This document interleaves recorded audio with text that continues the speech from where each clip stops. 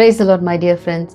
Today we are going to see that Jesus washed the feet of the disciples.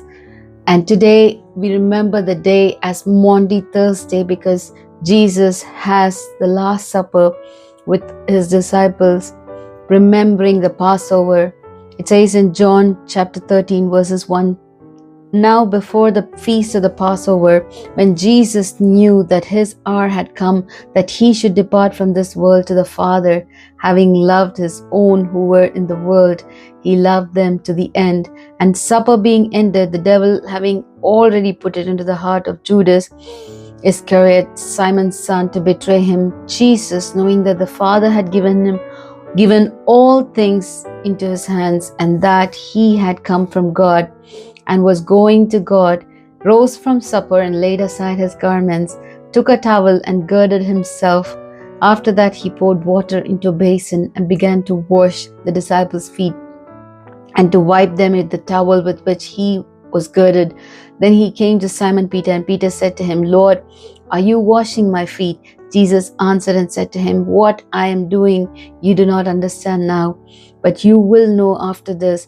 Peter said to him, you shall never wash my feet. Jesus answered him, if I do not wash you, you have no part with me. Simon Peter said to him, Lord, not my feet only, but also my hands and my head. Jesus said to him, he who is bathed needs only to wash his feet, but is completely clean, and you are clean, but not all of you. For he knew who would betray him. Therefore, he said, you are not all clean.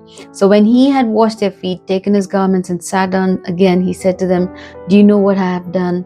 You call me teacher and Lord, and you say, well, for so I am. If I then, your Lord and teacher, have washed your feet, you also ought to wash one another's feet.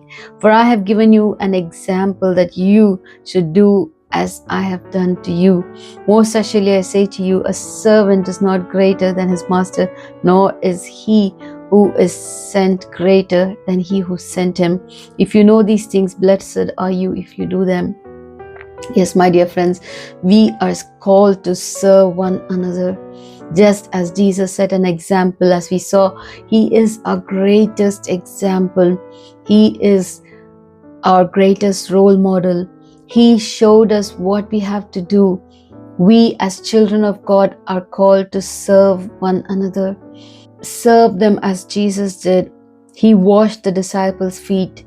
Today, you and I are called to do the same. Luke 22 verses 26 to 30. But not so among you. On the contrary, he who is greatest among you, let him be as the younger, and he who governs as he who serves. For who is greater, he who sits at the table or he who serves? Is it not he who sits at the table? Yet I am among you as the one who serves. Yes, my dear friends, we are called to serve one another. We are called to love each other. People in leadership cannot lord it over others. They are called to serve like Jesus did. And let us be an example, just like Jesus is our greatest example. Let us serve each other. Before I finish, I would like to read a quote from this book, Gentle and Lowly.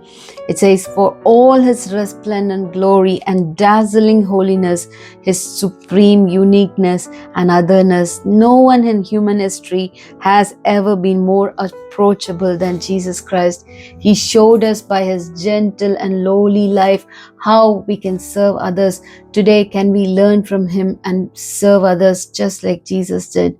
God bless you.